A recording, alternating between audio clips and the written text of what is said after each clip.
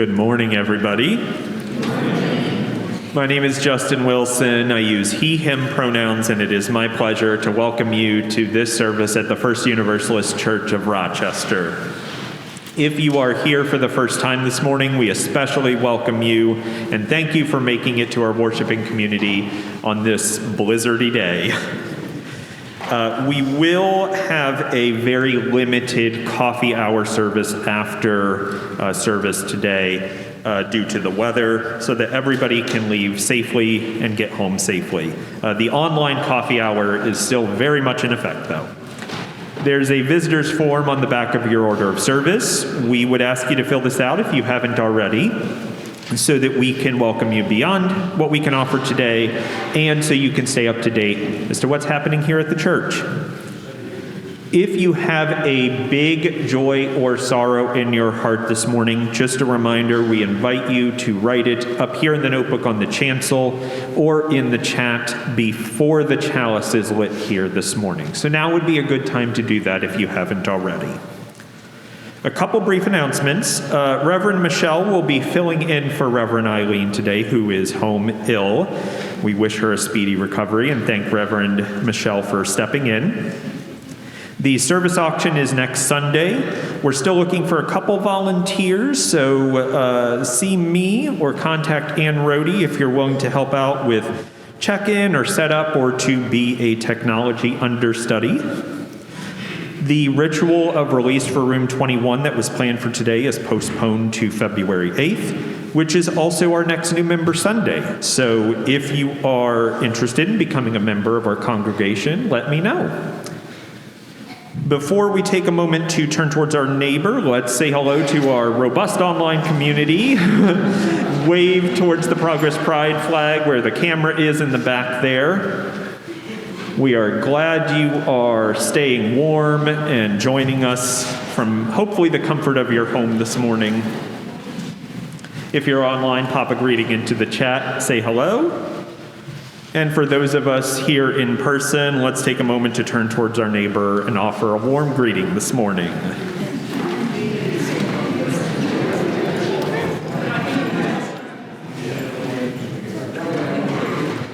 All right.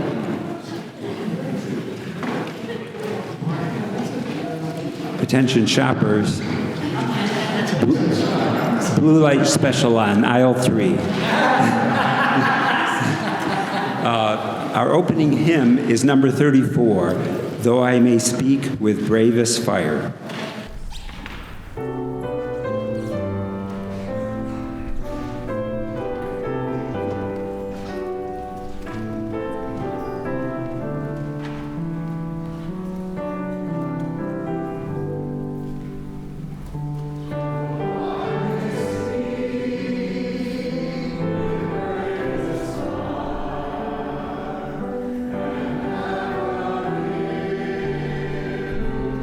All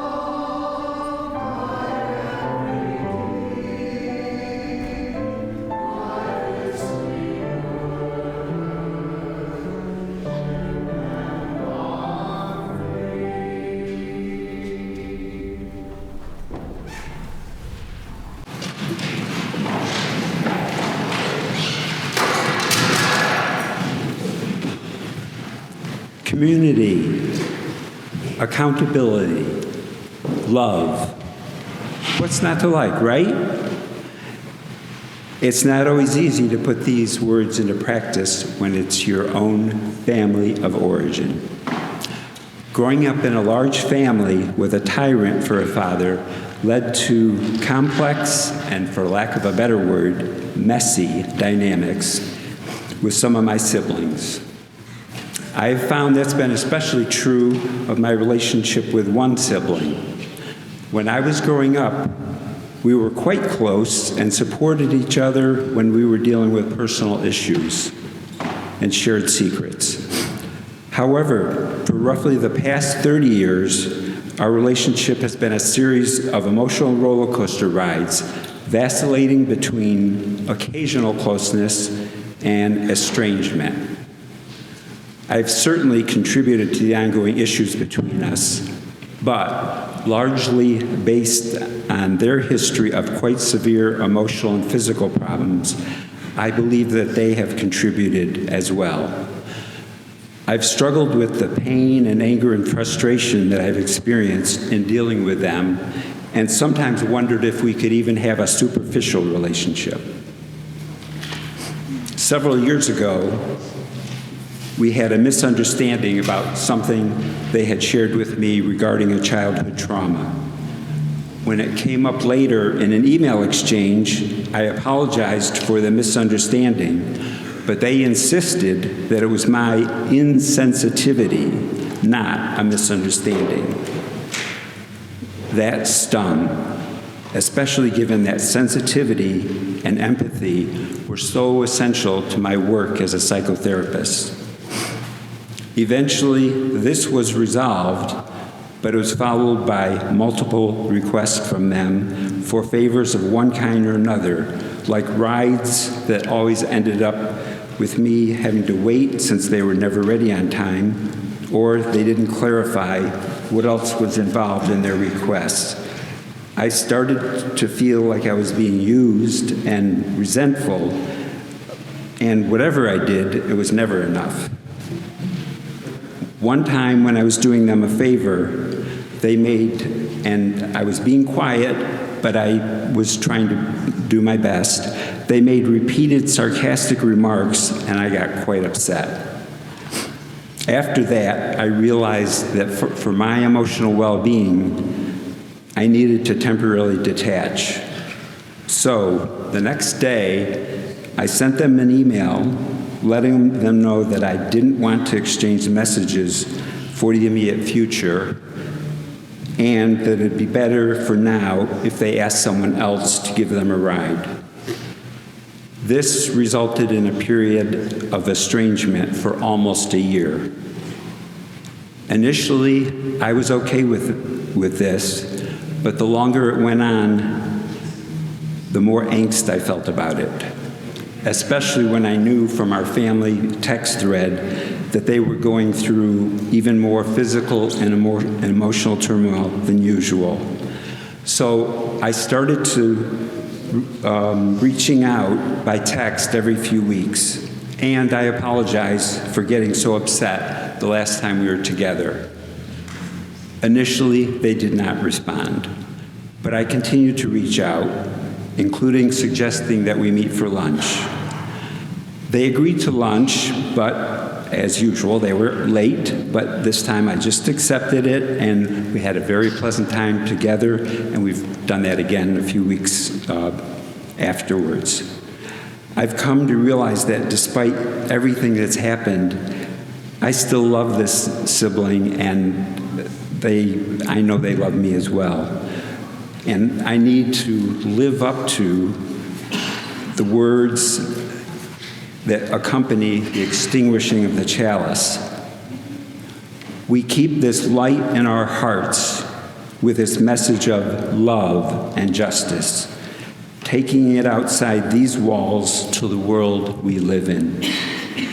So, in this spirit of love and community, come, let us worship together. As Tom Williams comes forward to light our chalice at First Universalist, and you light a chalice in your own homes, please join me in our chalice lighting words spoken in unison. May we, the people of God, hear to grow in heart and mind and spirit, and may we reach out to serve our community. Please rise in body or in spirit for our affirmation of faith. Love is the doctrine of this church, the quest for truth is its sacrament, and service is its prayer. To dwell together in peace, to seek knowledge and freedom, to serve humanity and fellowship, to the end that all souls shall grow in harmony with the source and meaning of life, thus to be covenant with each other and with all.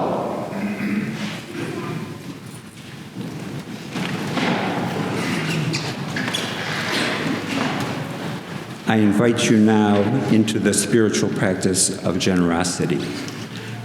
The good work of this church is funded by the gifts you give.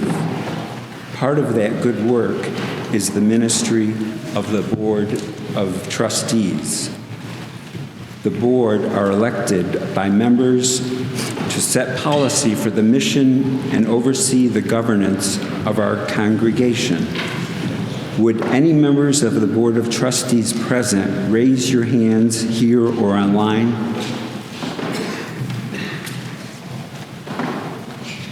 Thank you.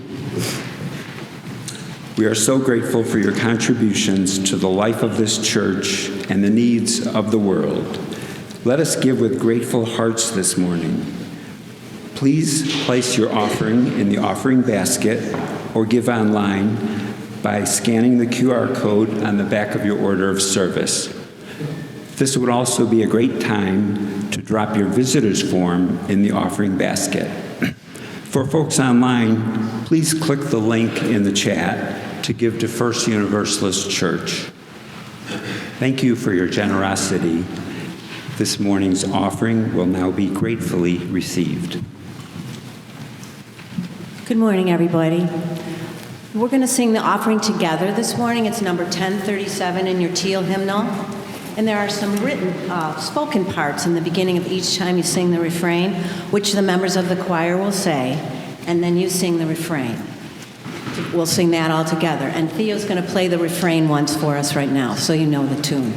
It's number 1037 in the teal hymnal.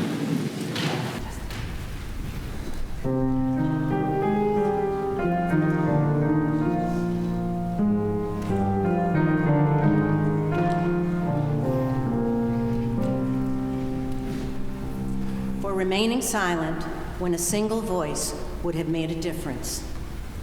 We forgive ourselves and each other. We begin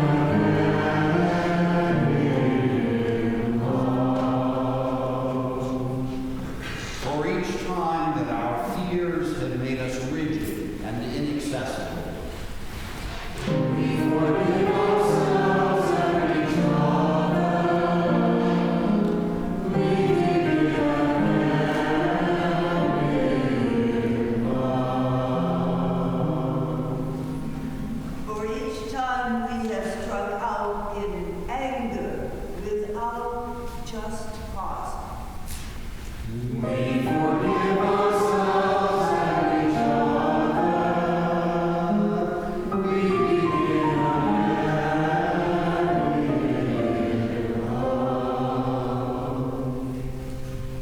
For each time that our good has blinded us to the needs of others.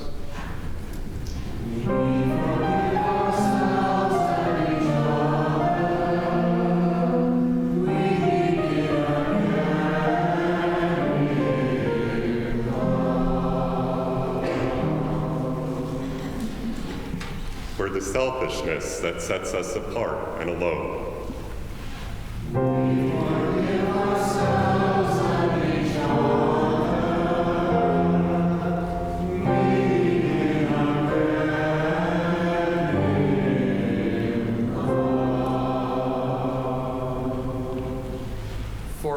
short of the admonitions of the Spirit.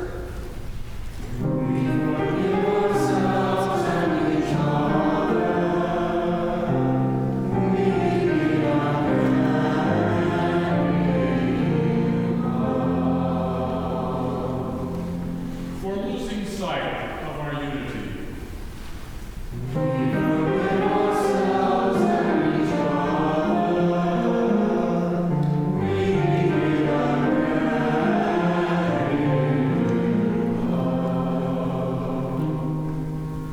For those and for so many acts, both evident and subtle, which have fueled the illusion of separateness.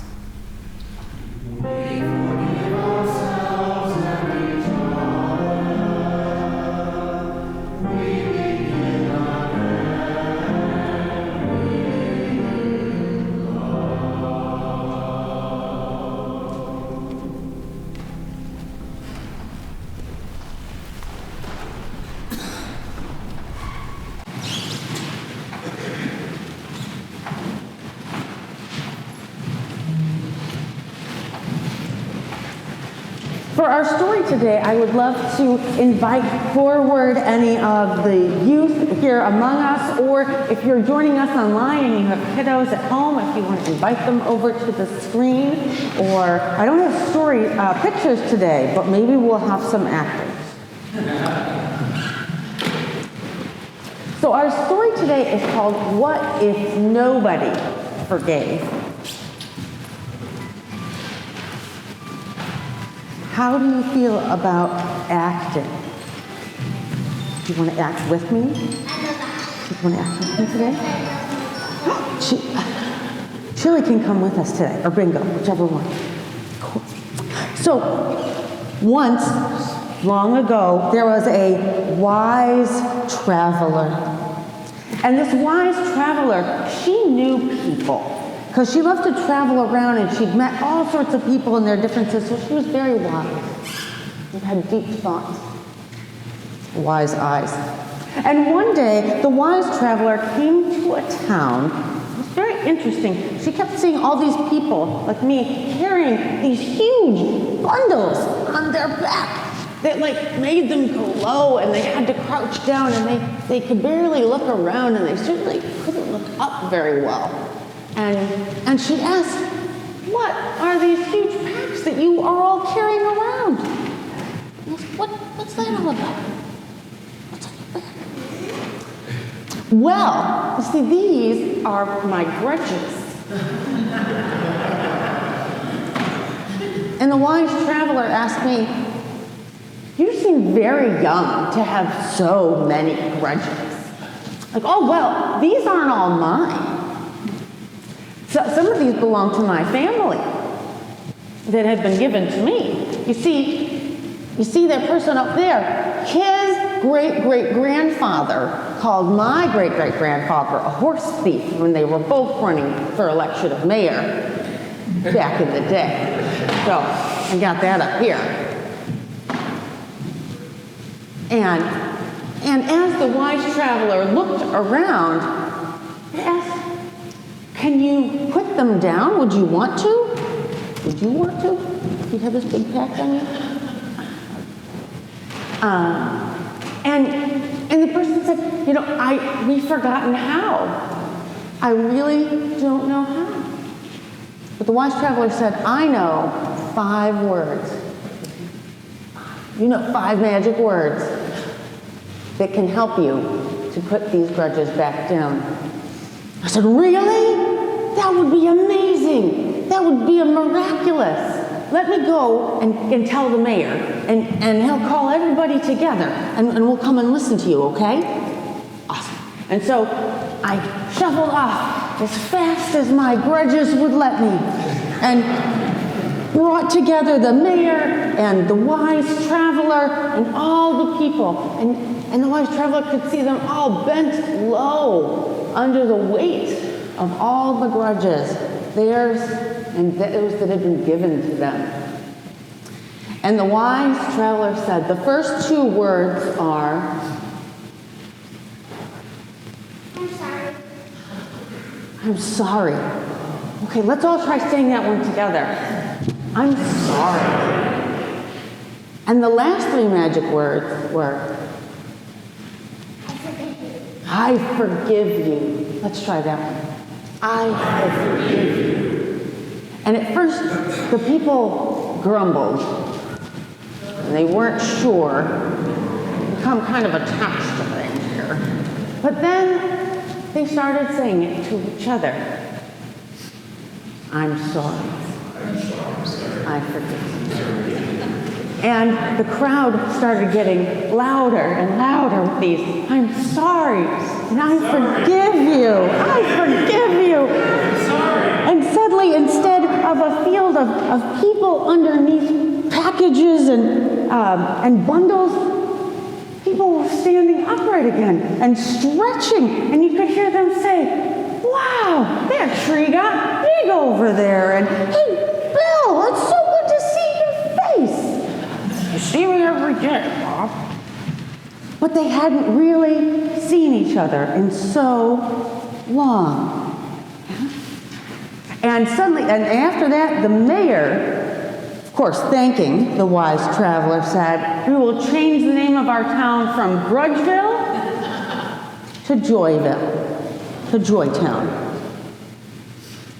Thank you for your wisdom.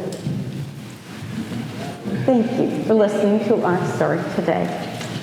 We're going to stay together today, but I invite you to sing with us the words of our doxology on the screen or in your order of service. And thank you so very much to our wise traveler today.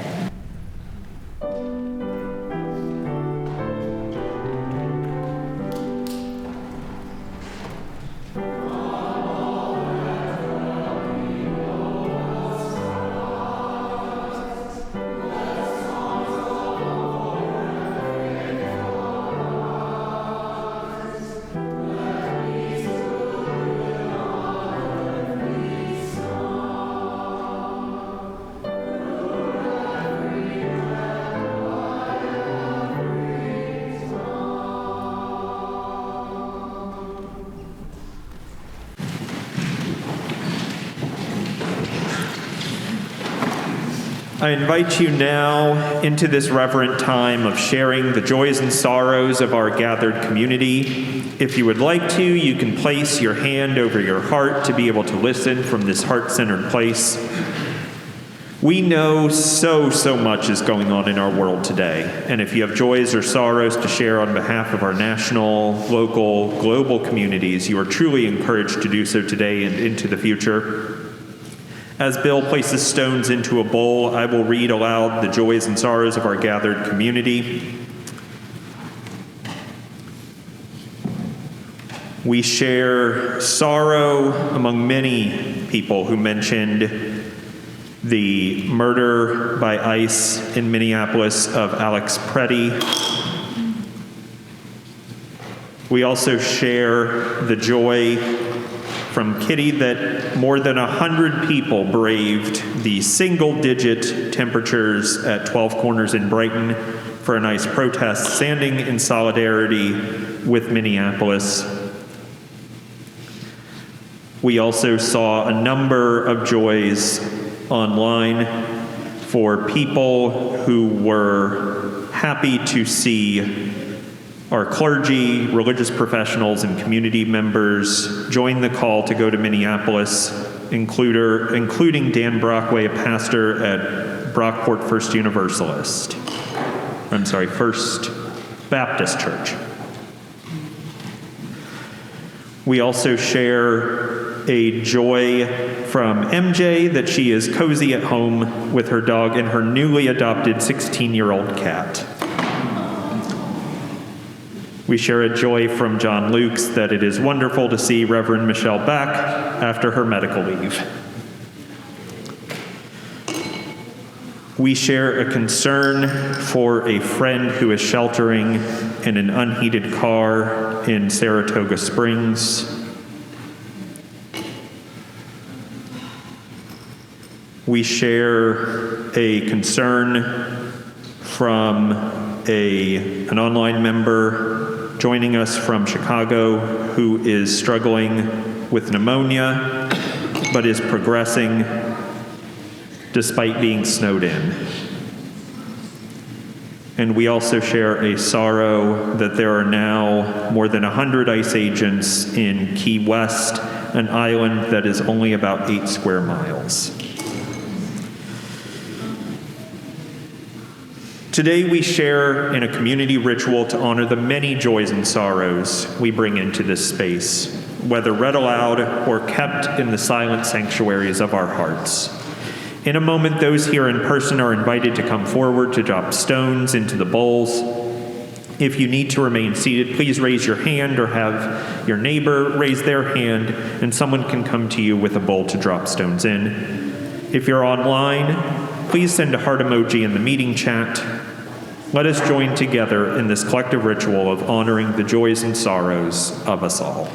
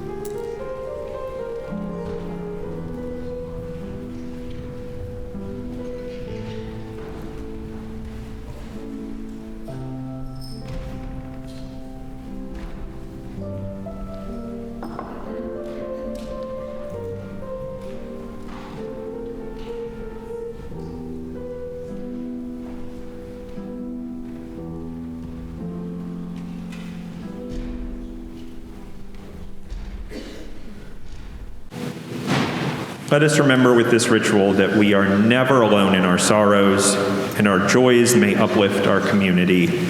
Now the circle of our care is drawn larger, and may it increase forevermore.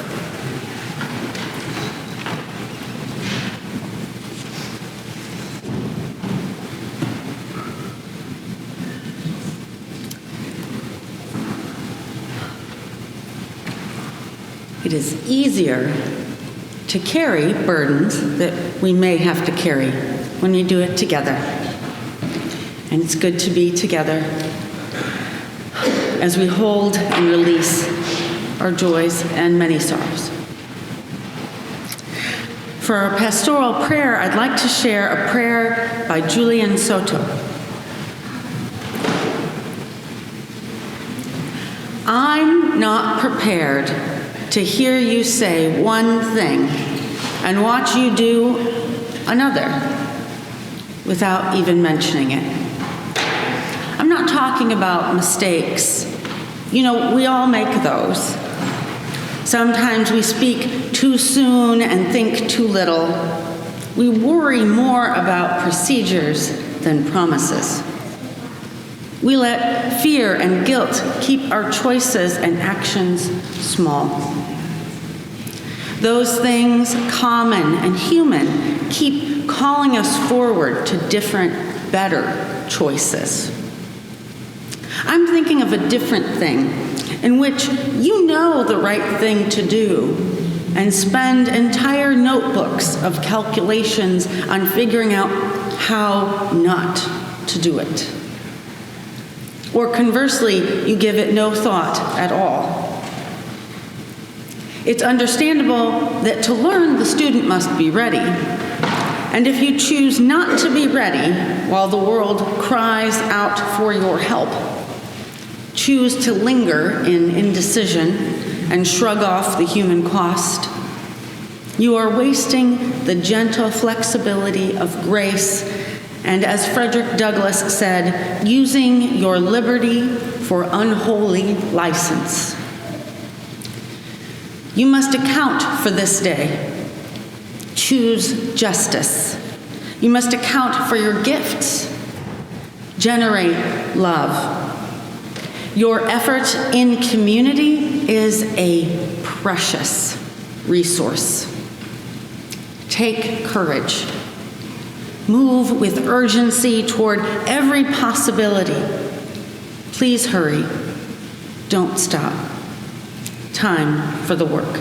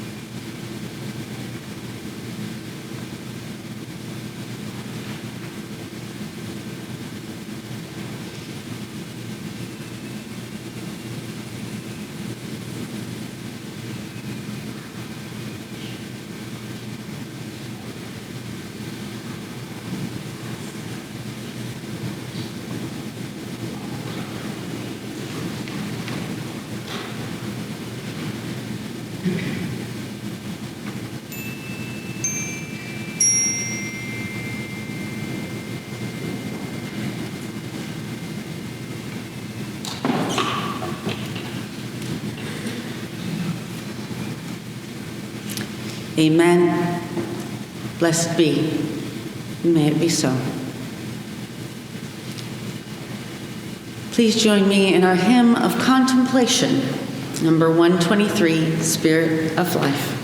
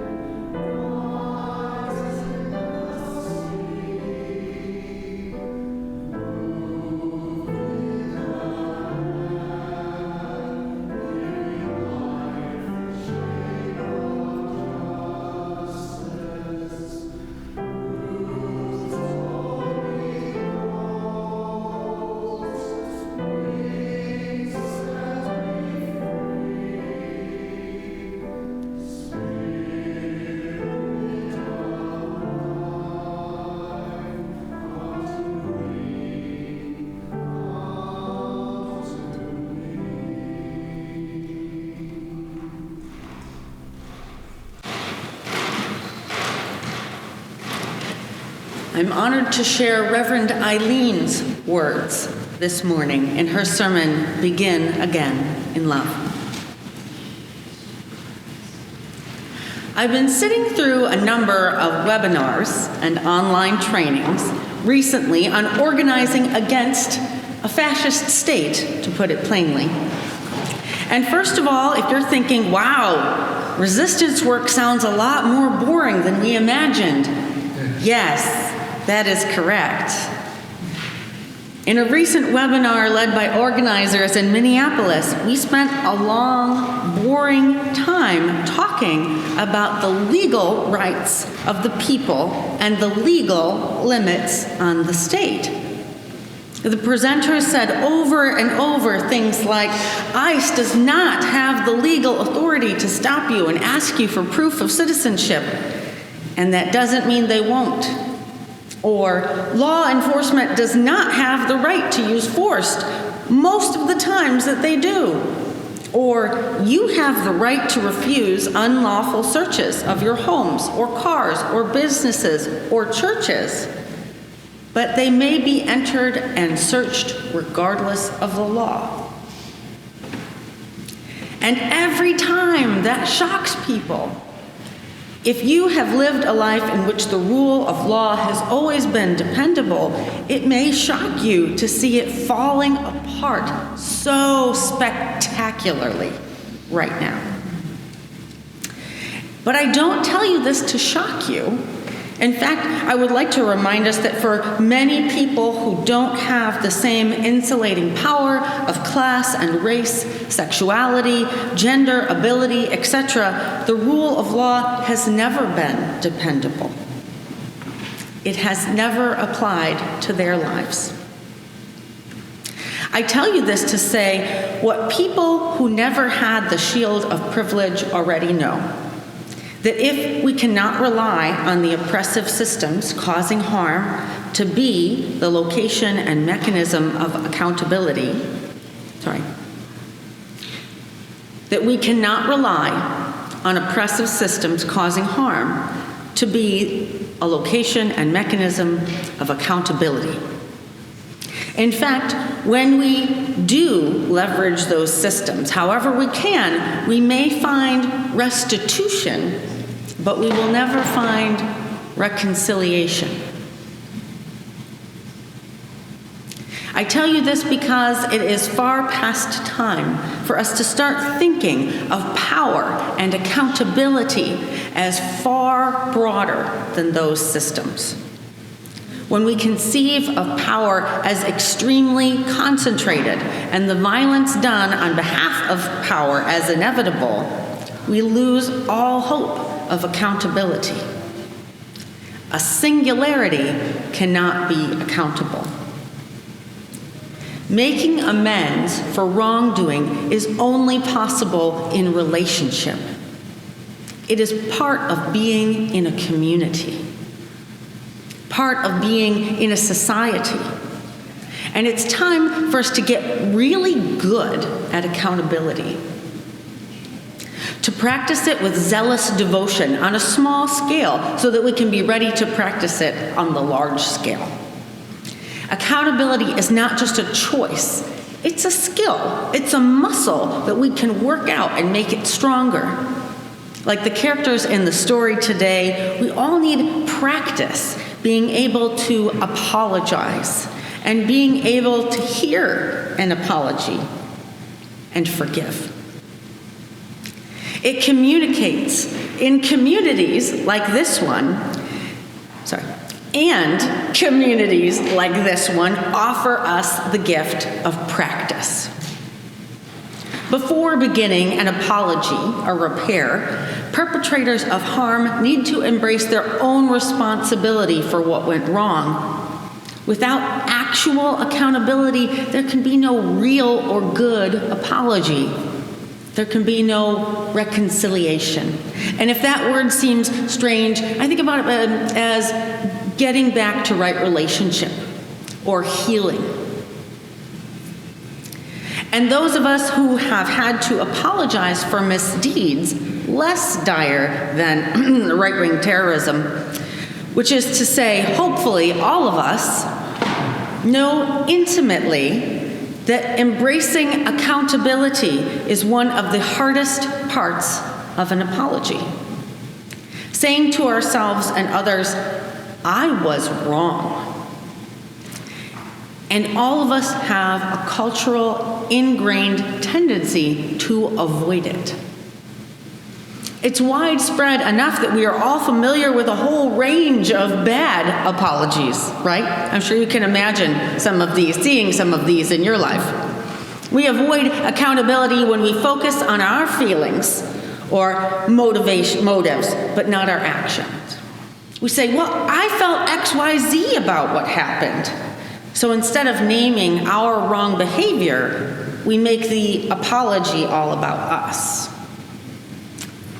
We say things like, I really regret what happened there, and I feel terrible about it. Sometimes we center our feelings so fervently that we end up getting the recipient of the apology to take care of us. We also avoid accountability when we say things that deflect the blame to others or to no one in particular. It's a classic if apology. If I offended anyone, I'm sorry. If I did harm, if my words were construed in such a way. It seems too simple to say, though we make this mistake all the time. But it is actually incumbent on us as the apologizer to overcome the if ahead of time. To discern within ourselves before beginning an apology whether we did something wrong. Sometimes deflection escalates into redirection. We end up with a kind of what about apology. I've made mistakes, but what about yours? Everyone else has done wrong too. Worse than me, maybe. Sometimes, instead of redirection, we avoid accountability with no direction. And we try out the ever-popular mistakes were made. This avoidance technique just makes accountability so diffuse that really no one is to blame. It's as if the mistakes just happened all on their own, miraculously. And we can see how this avoidance of accountability happens at the interpersonal level and also at the societal level, right? Systems avoid accountability the same way people do. Sometimes they go all out in an avoidance that becomes abusive by gaslighting, saying that the reality you're experiencing is not true. Pretending that no harm was done, no wrong was committed. When we try to convince those harmed that their hurt was imagined, or that because we can't imagine or relate to it, it must not have hurt at all. We do the same when we project our wrongdoing back on the victim of harm. It flips the roles of harmed and harmers. It's an attempt to make victims feel they deserve their suffering, to feel that they themselves are accountable for it.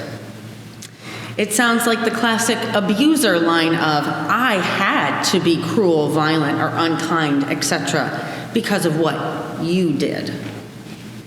But friends, it sounds like if you had unquestionably complied with all the instructions of law enforcement officers, and then they wouldn't have had to gun you down in the street.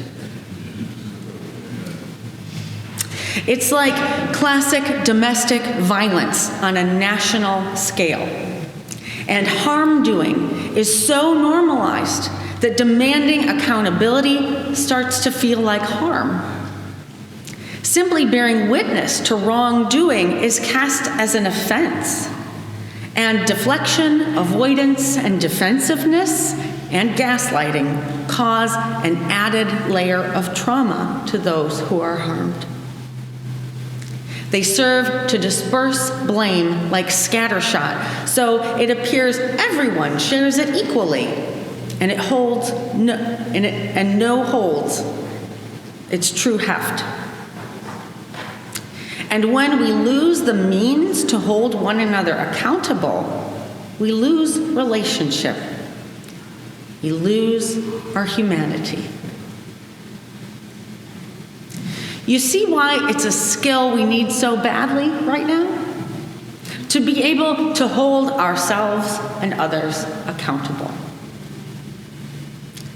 Why we need to practice it in ways that seem too small to matter, because we need to practice it on the small scale so that we can then practice it on the large, looming scale.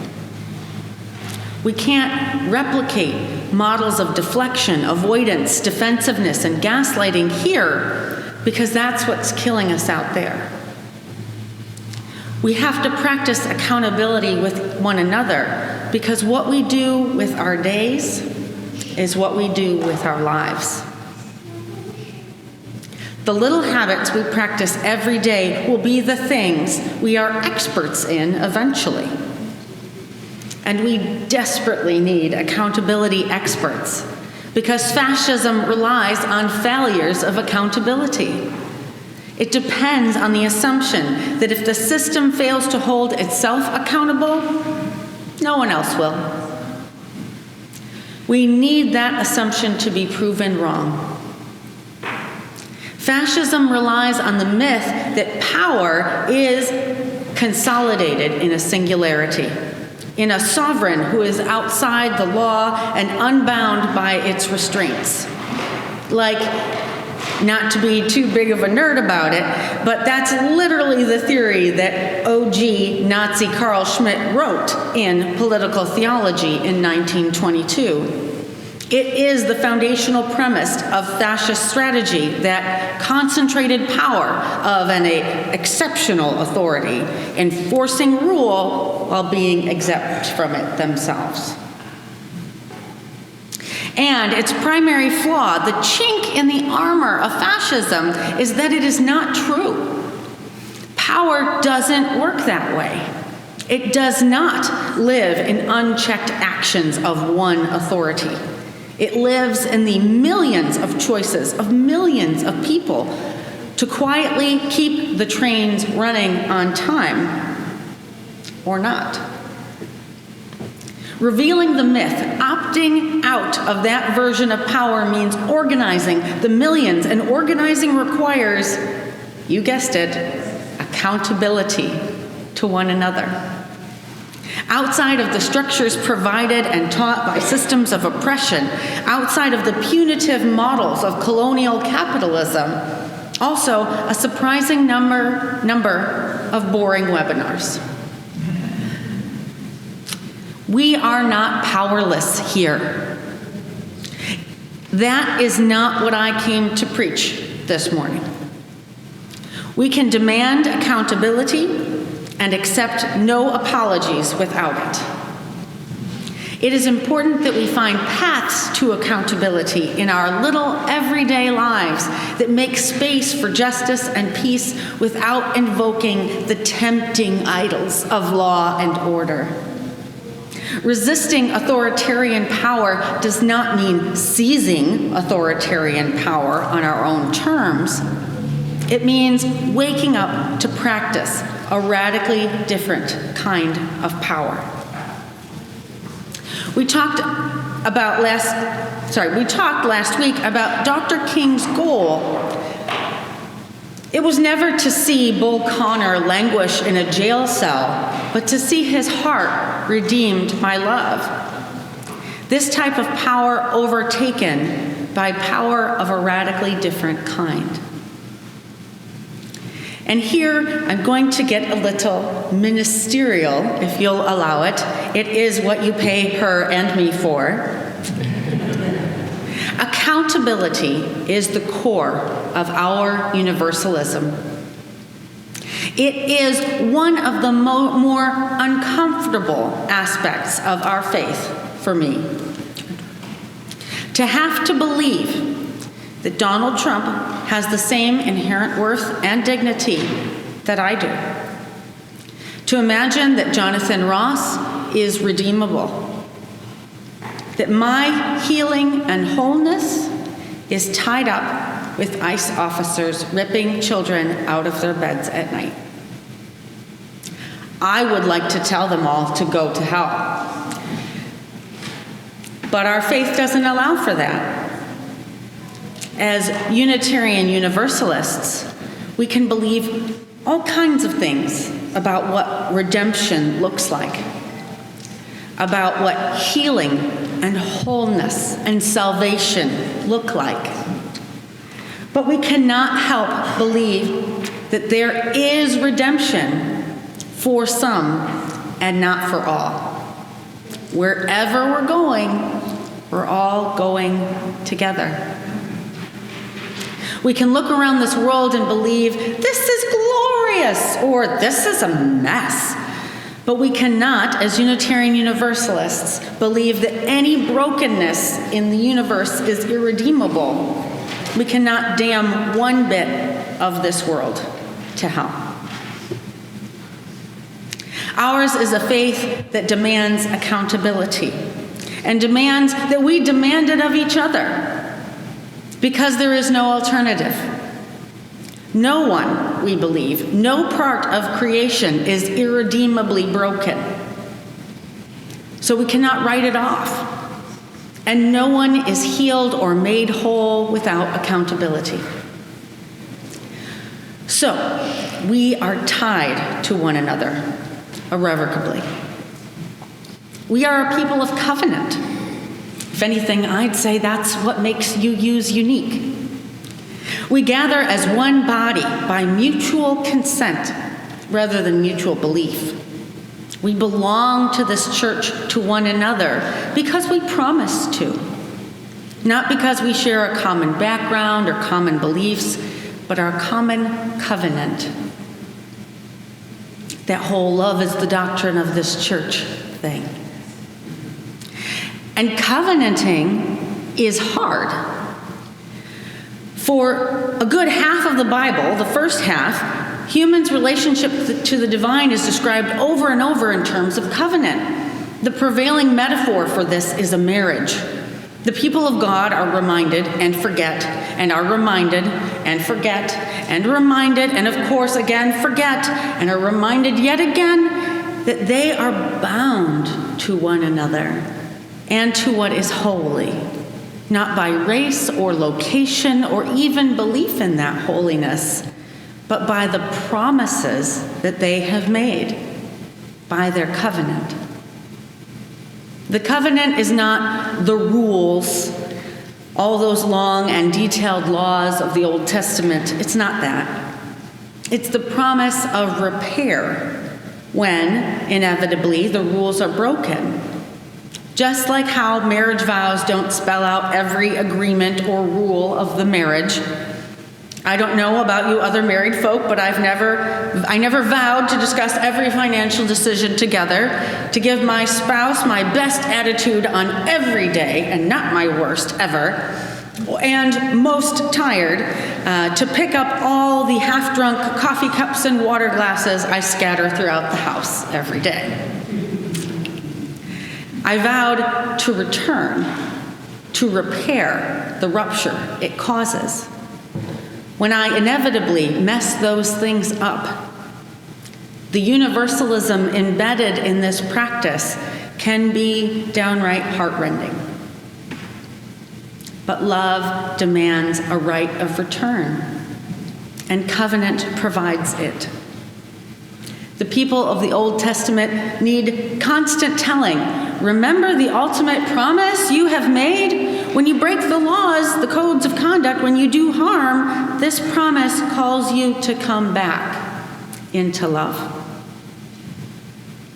Come back to the table. And here is our joy and our hope. Here is where we can practice accountability ourselves. We have the advantage of being a community who has understood that fascism has failed to understand since 1922. We can resist by being accountable to and for one another. We can resist authoritarian power by being accountable for dismantling the scaffolding of white supremacy it has built inside us and in our communities. We can resist it by being accountable for the safety of our neighbors and putting our bodies in the line of harm to protect them. We can resist it by living out our accountability to one another in the form of mutual aid in our communities. We can resist it with a good apology, by simply being able to say, I have done wrong, been complicit, and acted harm. It matters to me that I hurt you. I am sorry. And accepting nothing less in the path of healing. This is the kind of accountability that must win, that makes fascism bound to lose. And this is happening. The needle is moving. And so long as we don't fall prey to the avoidance traps, to the lure of consolidated power and punitive justice, it will continue to move. Because there is a part of me that would like to send every fascist to hell. And some days people committing a much lesser offense. But what the deeper part, the part of me that I am accountable to, really wants is to make turncoats of them. To see their power dispersed, to see them turned around, for the scales to fall from their eyes and for their hearts to be redeemed. And even when it's hard to believe, the promise of this faith is that healing is possible. Redemption is possible. Reconciliation is possible. May it be so. Amen.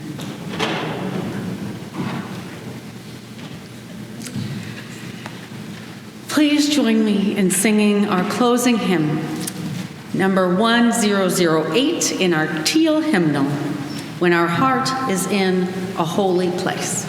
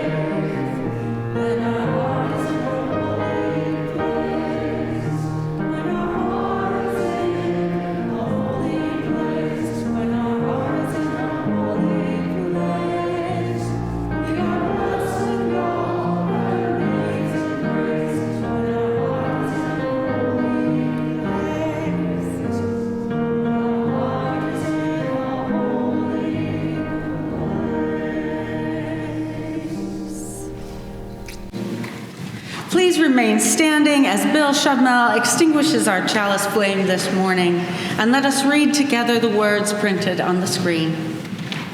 We extinguish this flame, but we keep its light in our hearts with its message of love and justice, taking it outside these walls to the world we live in until we are together again.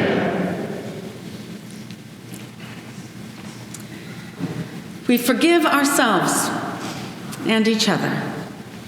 We begin again in love. As we close our service this morning, I invite you to place a hand over your heart.